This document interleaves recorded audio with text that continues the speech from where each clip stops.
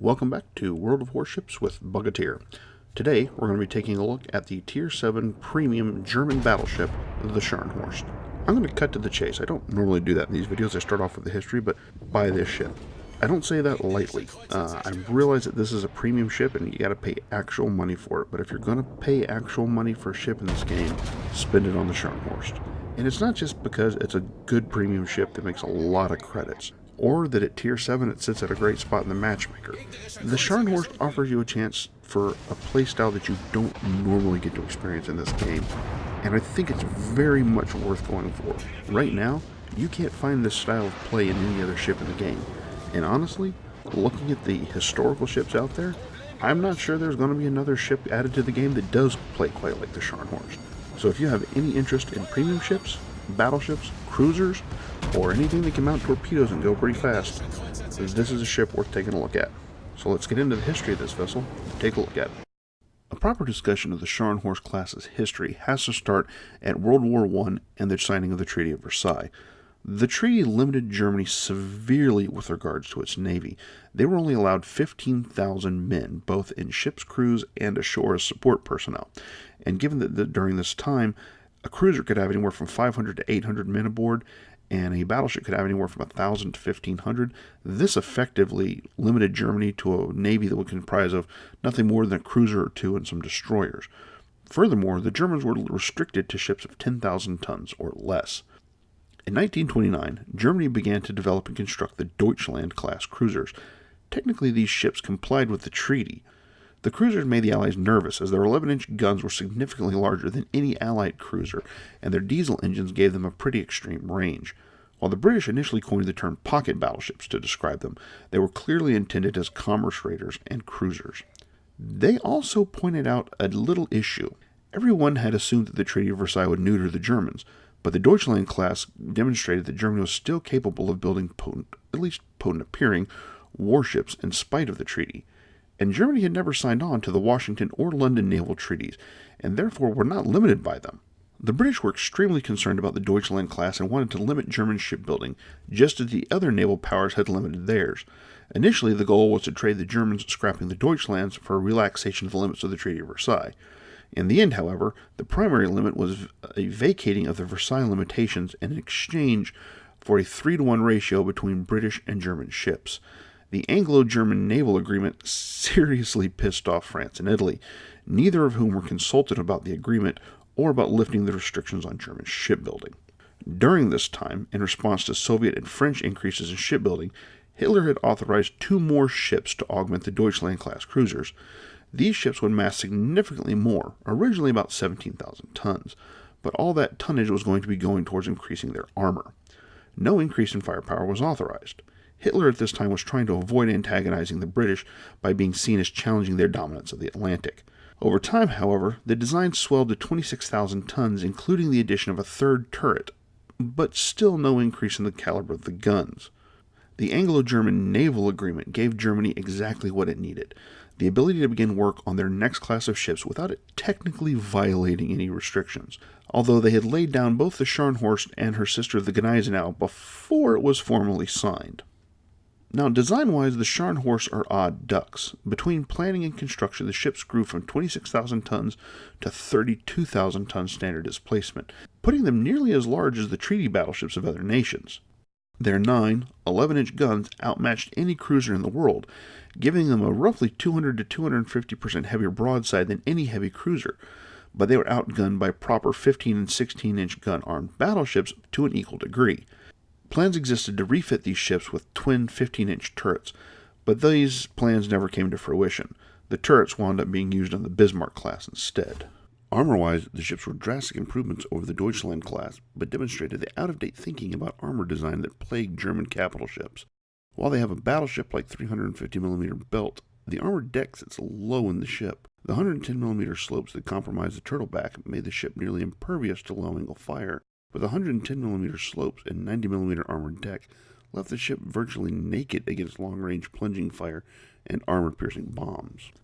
Additionally, the slindered hull left little room for torpedo protection, leaving the ships very vulnerable to torpedo attack, as well as bleeding tremendous amounts of speed in the turn. The ships had a cruiser-like top speed in excess of 31 knots, but in spite of being designed for operation in the North Sea, they were considered very poor sea boats, and they were very wet forward even after being refit with clipper bows. While they were originally intended to complement the Deutschland class, they wound up with half the range of the Panzerschiffs. The Scharnhorst herself was laid down on June 15, 1935, and launched on October 3, 1936. She was commissioned into the Kriegsmarine on the 7th of January, 1939. The Scharnhorst got its first action in late November 1939, when she sortied with her sister ship, a light cruiser and 9 destroyers, in an attempt to put some pressure on the British to get them to lay off of the Admiral Graf Spee down in the South Atlantic. The Germans sank an armored merchant cruiser before returning to port, and they gave an Allied fleet the slip in a storm, but that storm wound up doing damage to the Scharnhorst. After repairs and training, the Scharnhorst supported the German invasion of Denmark and Norway in April. During support of the invasion, the Scharnhorst and the Gneisenau ran into the British battlecruiser HMS Renown off the coast of Lofoten. The Renown and Gneisenau traded shells, but 2 11-inch shells that struck the Renown failed to detonate. But the British 15-inch shells didn't have the same issue, damaging the Gneisenau's aft turret and fire control. Mistaking the destroyers with the Renown for more powerful vessels, and with the weather getting worse, the Germans withdrew, but once again the poor sea characteristics of the Scharnhorst got the best of them, with both ships taking on a lot of water, enough to knock the Scharnhorst's forward turret out of action. Scharnhorst and Gneisenau returned to Norway in June, meeting up with the Admiral Hipper and 4 destroyers. They sailed for Norway to relieve the pressure on the troops fighting there. They sunk a British corvette and an oil tanker before stumbling upon the carrier HMS Glorious and her 2 escorting destroyers on the 8th of June. The 2 German battlecruisers opened up at a range of around 24 kilometers, and after an hour of shelling had sunk the Glorious and her escorts, but the HMS Acosta managed to hit the Scharnhorst with a torpedo, knocking out the Scharnhorst's aft turret, flooding her with over 2,500 tons of water, and forcing her to reduce speed. She was so damaged she had to put into Trondheim for temporary repairs. The Royal Navy was obviously not happy about the Glorious, and the RAF launched an immediate raid on the ship after she was spotted in Trondheim. On the 11th of June, 12 Hudson bombers of Coastal Command dropped 36 bombs, none of which managed to hit. On June 13th, they tried again, with 15 Skua dive bombers, but the Skuas were intercepted and 8 were shot down. The remaining 7 pressed the attack and even scored a hit with one of their armor-piercing bombs, but it failed to detonate. 2 more attack attempts were made after the Scharnhorst left Trondheim, but in both cases the aircraft were driven off by escorts and anti-aircraft fire. The Scharnhorst would eventually wind up in Kiel, where she would be laid up for 6 months for repairs. Once the repairs were complete, the sister ships were back together again for Operation Berlin in late January of 1941. The Gneisenau and Scharnhorst broke out into the Atlantic to raid shipping. They met with limited success. While they did manage to sink a number of ships, the usual tactic upon seeing them was for convoys to break up and scatter, making it nearly impossible to successfully engage more than a handful of ships. As the operation wore on, the ships encountered increasing resistance, including having to retreat from the HMS Malaya and its 15-inch guns, and eventually being driven back to port when HMS Rodney and King George V were sent after them. During Operation Berlin, the Scharnhorst developed trouble with her boilers and was unable to help the Bismarck during its ill-fated sortie. After repairs at Brest, the RAF launched a raid on the ship on July 24, 1941, while she was undergoing trials at La Pallas. RAF B-17 Flying Fortresses and B-24 Liberators bombed the ship, scoring 5 hits with 2 500-pound high-explosive bombs and 3 1,000-pound armor-piercing bombs. 1 high-explosive bomb penetrated the weather deck and mid-deck before detonating on the armored deck. It loosened the weak joint between the torpedo bulkhead and the main hull, causing a leak. The second high-explosive bomb hit the armored deck and actually blew a small hole in it, disabling the ammo hoist for some of the 37mm anti-aircraft guns. The armor-piercing bombs were even more devastating. 1 punched completely through the upper decks, the armored decks, and all the way through to the ship's double bottom. The other 2 were deflected off the ship's sloped deck, but went right through the side of the hull beneath the armored belt. The ship took on an 8-degree list, lost all her main turrets and half her anti-aircraft guns. Counterflooding eliminated the list, but she was riding a meter low in the water when she returned to Brest and entered dry dock. After repairs were made, German High Command decided to return Scharnhorst, Gneisenau, and the Prinz Eugen to Germany. Operation Cerberus, also known as a Channel Dash, saw all 3 ships slip out of Brest unnoticed on the night of February 11, 1942, and charge up the English Channel largely unopposed. Not until 1300 hours the following day did the RAF mount a counterattack, but it was quickly driven off by the Luftwaffe escort. The Scharnhorst did make it unscathed, however. At 15:30 she struck an airdropped magnetic mine. Her B turret was jammed, as were her port side secondaries. She lost power and suffered over 1,200 tons of flooding. She was able to get back underway once power was restored, But the British weren't done with the Germans yet, and launched several bomber attacks, none of which were successful. At 22:30, almost a full day after beginning the dash, the ship struck another mine.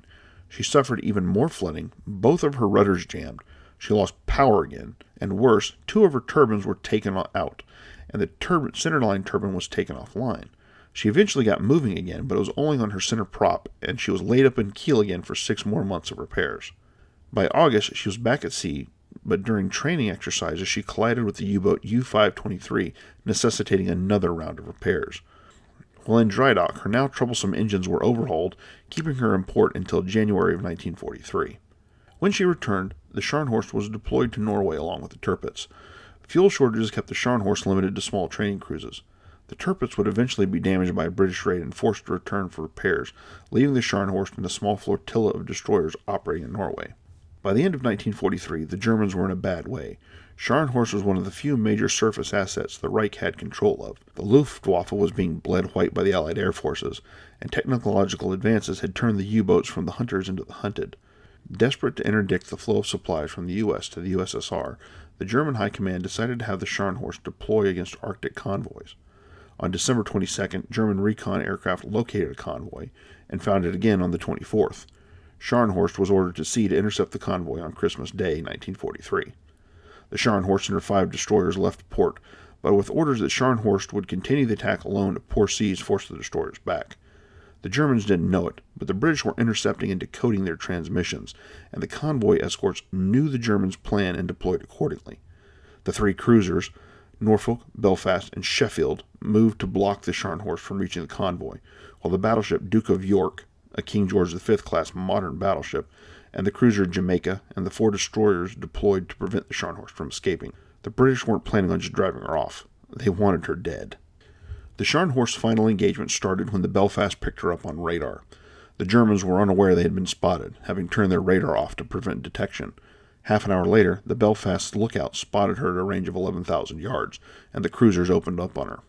The Scharnhorst took 2 hits from the Norfolk's 8-inch guns, one of which failed to detonate and did little, but the second one struck the forward rangefinders and radar, knocking them out of action. The Scharnhorst tried to escape the cruisers, but the British radar kept a firm lock on her and she was unable to shake them. The Scharnhorst took some shots at her pursuers and managed to hit the Norfolk with 2 shots. The Scharnhorst's speed allowed her to prevent the pursuing cruisers from forcing an engagement, but she couldn't get around them either to strike the convoy. 3 hours later, the Duke of York and Jamaica caught up with the Scharnhorst. The Duke of York and the Scharnhorst traded salvos for the next 2.5 hours, with the Scharnhorst taking at least 13 14-inch shell hits, including damaging her boilers, knocking out her A turret, and causing significant damage to her B turret. By the end of this, the British commanders rightly assessed that the Scharnhorst's secondaries were mostly out of action, and ordered the destroyers forward to finish her off. The Scorpion and the Norwegian-operated Stord closed with the damaged Scharnhorst and launched 8 torpedoes at her, achieving 4 hits. While none of the hits were death blows, they significantly slowed the ship. The Duke of York closed to 10,000 yards, and the Belfast and Jamaica were ordered in to finish the job. After taking even more torpedoes, the ship began to list to starboard and go down by the bow. Only 36 men were pulled from the water before the British ships were ordered away, and the rest of the 1,968 men aboard were lost. In September 2000, the wreck of the Scharnhorst was found. She sank in 950 feet of water and was found upside down on the seabed. The evidence of the extensive damage she took in her final battle was clear. Numerous holes were ripped in her hull from the torpedoes she took, and her entire bow was ripped off, apparently from a magazine explosion she suffered at some point during her plunge to the bottom. Alright, that's enough history. Let's take a look at the ship in-game. And first off, I just want to point something out. This ship is gorgeous, and that is just a stat that you can't put a price on. Alright, let's talk about her maneuverability. Stock, she has a top speed of 30 knots, an 800-meter turning circle radius, and a 14.5 second rudder shift time. Now, with flags and the rudder module, you can get that up to 31.5 knots, and you can decrease the rudder shift time to 11.6 seconds. And at that point, you have a very nicely handling battleship. You've got a little bit of a large turning circle, but you get into the turn so quick that it's not that big of a deal. This is a ship you're going to be able to dodge torpedoes in. Next up is concealment, and your battleship-sized ship, so you have a battleship-sized detection radius at 15.6 kilometers on the surface and 12.4 kilometers from the air. Since this is a Tier 7 ship, you can't equip the stealth module, so personally, I don't really think it's worth going for a stealth build. Just accept that people are going to be able to see it coming, and enjoy the fact that they're probably terrified. Anti-aircraft wise, you're doing pretty well. You've got a large assortment of various calibers of anti-aircraft gun that do a pretty good job of throwing up a defensive barrage. You're not a cruiser though, so you don't have defensive fire, but you're not a free kill for enemy aircraft carriers. So just keep your eyes on the sky, make sure to designate those targets, and you should be fine. One of the nice little things that the Scharnhorst has is a triple launcher of torpedoes on either side of the ship.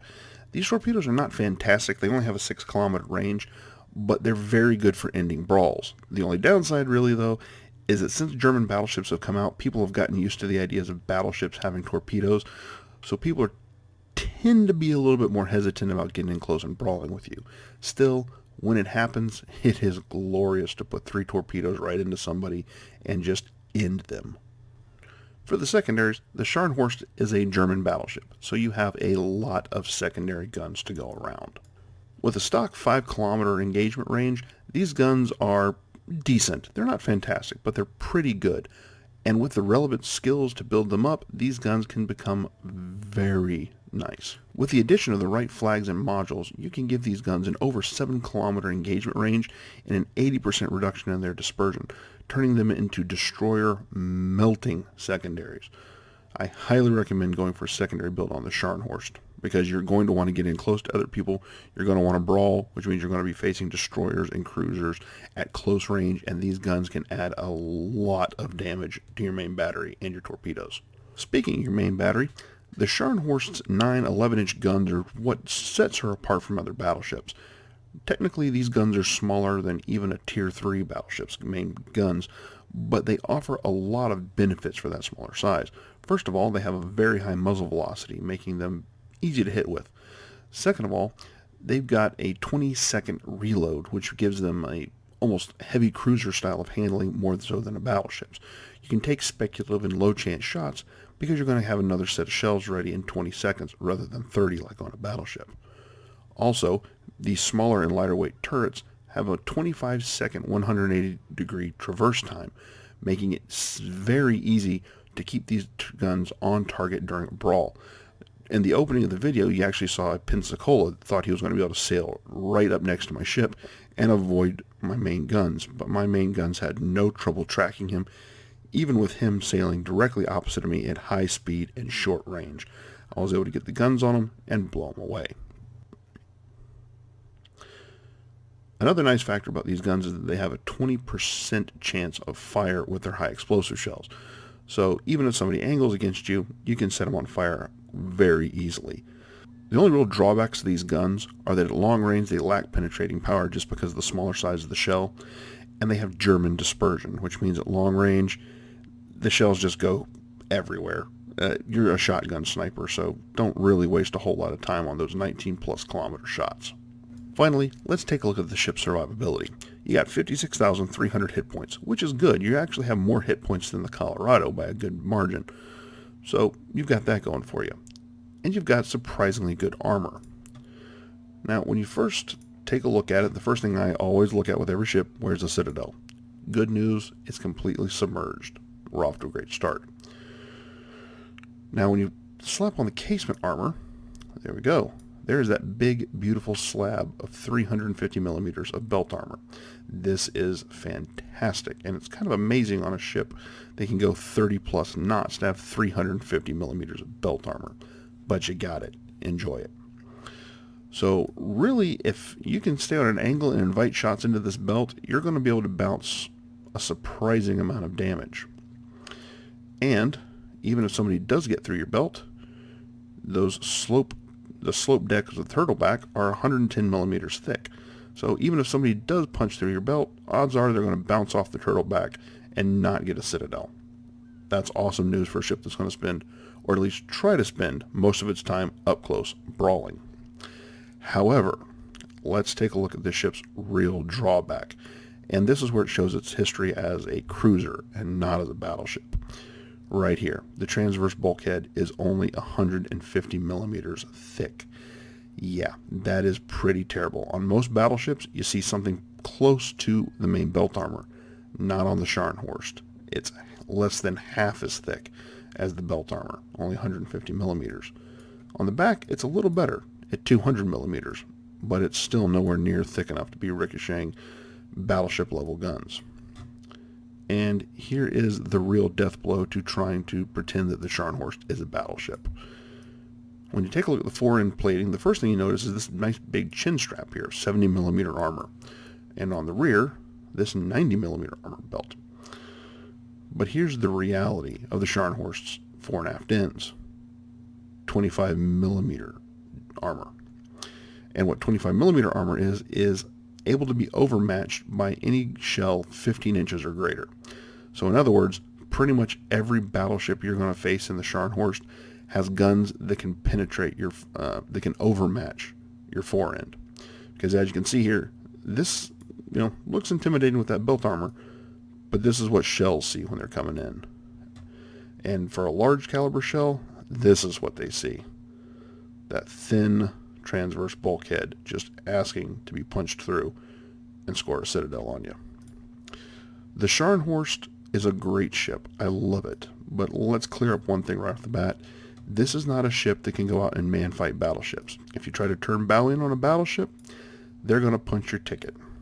You don't have the weight of fire out of your 11-inch guns, and you don't have the armor with that 25 millimeter fore-end plating to be able to dish out damage or take it. Right?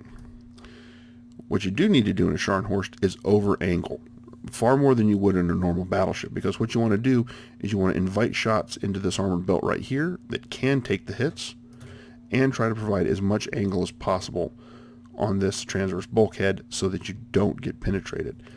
But you're still going to get penetrated through this bulkhead.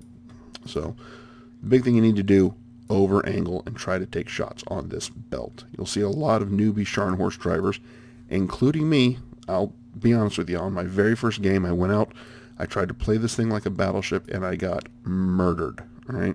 So if you want to survive, over angle. Do not bow tank. Try to take the shots on your belt. Alright, so that's enough stats. Let's take a look at some gameplay. So here we are on Two Brothers, and I'm taking you to a point where we've already been going through in the match for a little while. I got about 30k damage so far, and this Miyoko is over here on the east side of the map with everybody else. And this is my favorite side of the map, so I'm trying to push up here in my Scharnhorst, and oh, good shot right there with the Citadel. Now this Fuso over here is going to be helping me out, as well as this Mayhan up in front of me. And I'm doing what you should be doing in the Scharnhorst, which is pushing forward, terrorizing cruisers. Because this is probably the Scharnhorst preferred prey, is cruisers. And oh, got a Citadel, but everything else just scattered to the wind. And really, against cruisers, that's where you're going to shine, because you've got a lot more armor than they do, you got a lot bigger guns than they do, and you're every bit as quick and maneuverable. Yeah, trying to take a shot right around the edge, but nope. He's going to duck out of the way before I can get the shots on target. But hey, I get a new round every 20 seconds, so why not take the shot? Now here's this Mayhan coming up, and he's laying smoke, and this is something he does real well during this battle, is he lays smoke, and he does a real good job of providing cover. And yeah, who am I to say no to a smoke screen? So I chop the throttle, trying to stop and park it into the smoke screen. Unfortunately, this means the only person spotting for us is that Fuso, so I lose sight on the Miyoko. And this York up here, we're trying to give him grief, but he disappears, and now I'm starting to get nervous because I'm in a smoke screen, and what are smoke screens? Torpedo magnets. So I'm pretty much expecting that Miyoko is probably setting up to lob some torpedoes into this smoke screen, so I start backing out. And I think the game detects whether or not you're in a smoke screen or whether or not you're in a cap circle based off the center of your ship. Yeah, see, as soon as I pop out of the center, I get detected. So, yeah, I worry that my lead's not good there, but, yep, no need to be worried about it. Land my third Citadel on that Miyoko and just delete them. So, yeah, there we go. I'm on fire, but I'm in a battleship, and in a battleship, burning is just a lifestyle choice. So this York up here is way too much lead. So this York is up here supporting this New Mexico. And this New Mexico is trying to bow tank. Oh, there's Miyoko's torpedoes.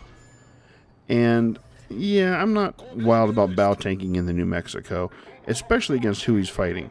He's got a Fuso way in the distance, and then this destroyer and me in the Scharnhorst. And you've got good enough armor on a New Mexico that you don't need to be bow tanking.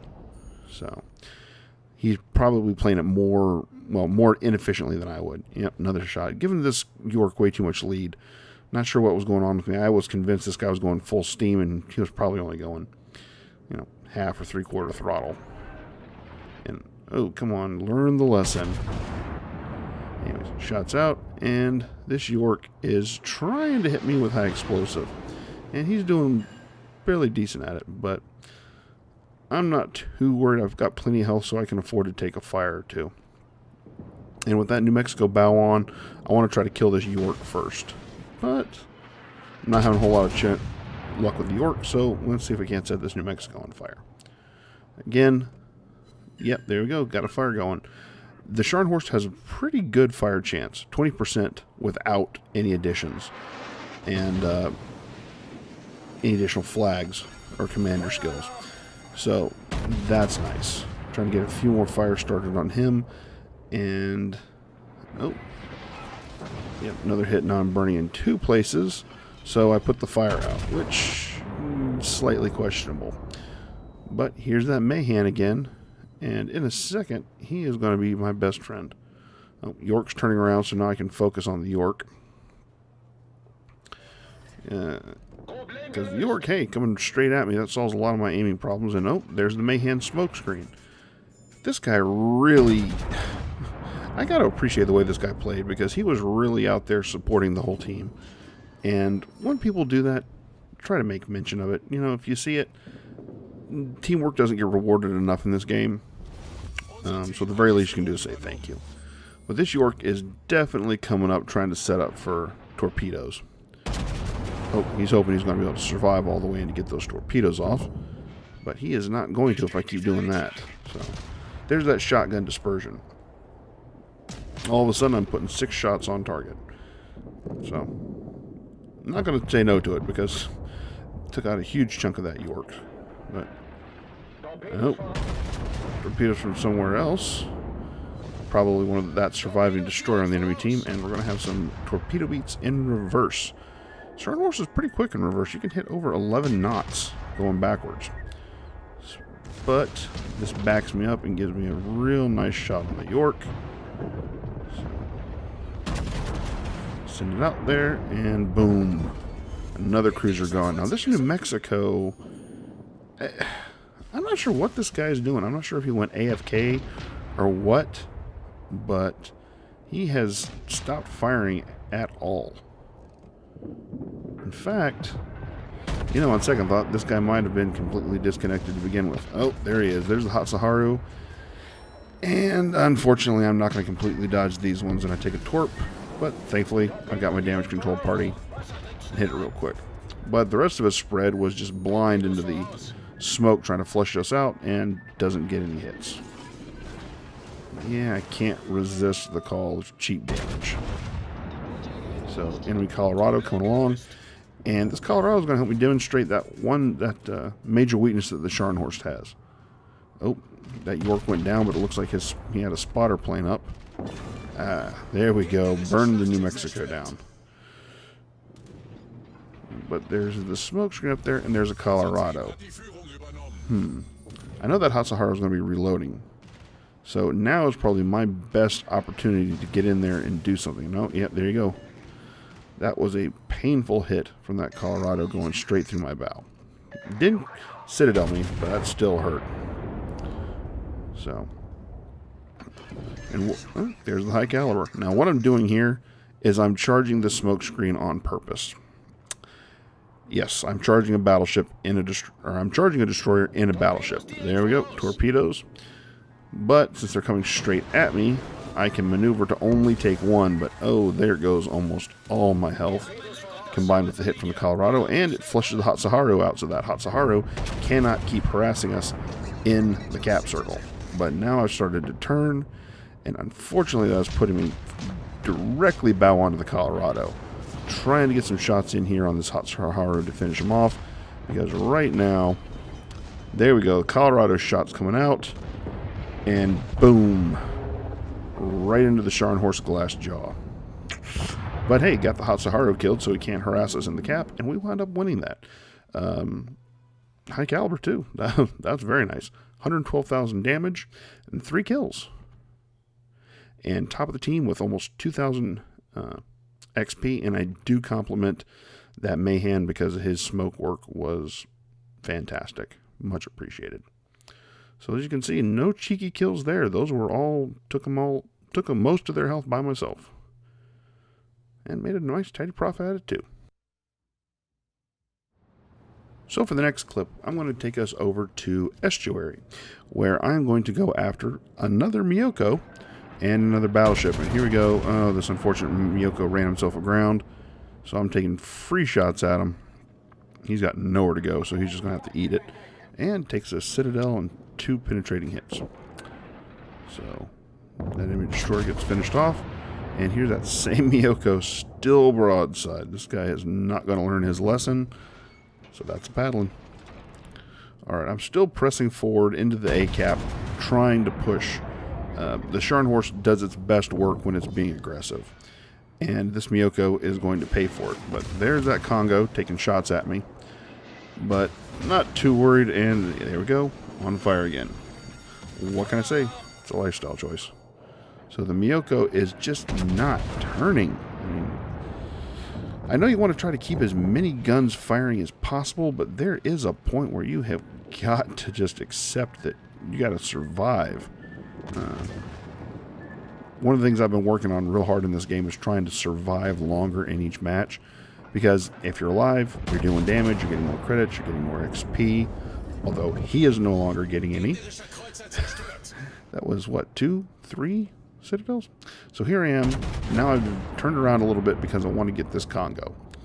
And once again, somebody's sailing broadside. And yeah, the 11-inch guns don't do that much damage. 3 solid hits and only about 2,500 damage. But I've got this Congo's full attention now. And at a range of 7 kilometers, I don't mind. That's what I want. At 7 kilometers, I am reaching my optimum distance for fighting with this ship. There we go. That's what I'm talking about. Good solid penetrating hit and 5,000 damage. Alright, my secondaries start to open up. This is before I switched over to the secondary battery modification 2, I believe it is. So the batteries don't have quite as long range as they do now.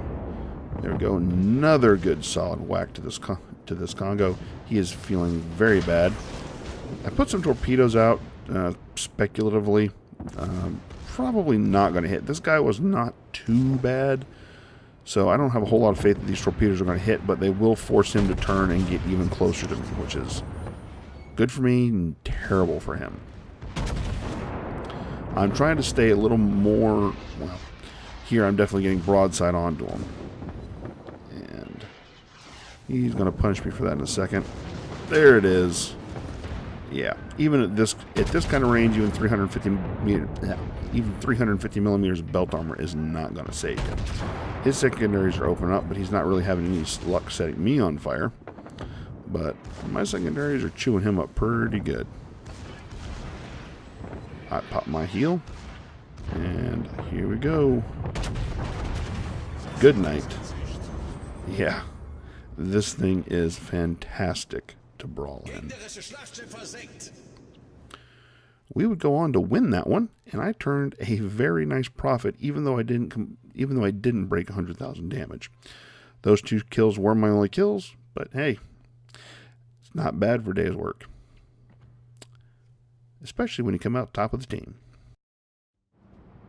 The Scharnhorst is an odd duck because the only way I can really describe the appropriate playstyle for this ship is a psychotically aggressive heavy cruiser. Normally when you're playing a cruiser, you want to keep your distance, you don't want to get the battleships too riled up and paying attention to you, but in a Scharnhorst, you're not that worried about it. You can take the hit from the battleships. You can trade blows as you close with them. Because closing the range is exactly what you want to do. And the Scharnhorst gives you the tools to make that happen. The Scharnhorst wants to brawl. Get in close, hit him with your guns, let your secondaries roast them, torpedo him to finish him off. This is a ship that loves being 3 kilometers or less from its target.